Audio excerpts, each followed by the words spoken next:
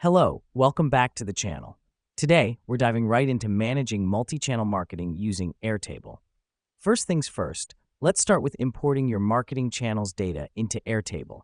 You can do this by clicking on the Add a Base button and then importing a CSV, or by manually adding your channels. The reason we do this is to have all our marketing channels' data centralized and easily accessible. Now that we've done that, let's move on to creating a multi-view setup. In Airtable, you can create different views for each marketing channel. For example, you can have a separate view for your email marketing, social media, and SEO. You just need to click on the Add View button and customize it according to your needs. This helps us because it allows us to track and analyze the performance of each marketing channel separately, giving us a bird's-eye view of our marketing efforts. Next up, let's talk about automation. Airtable has a built-in automation feature.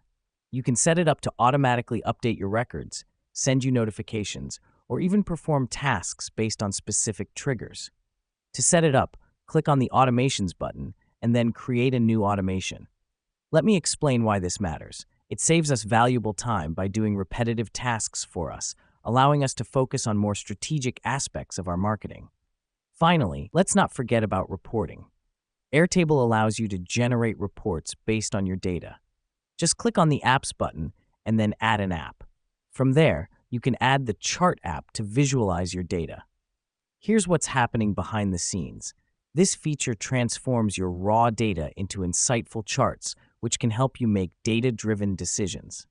And there you have it. With these steps, you can effectively manage your multi-channel marketing in Airtable.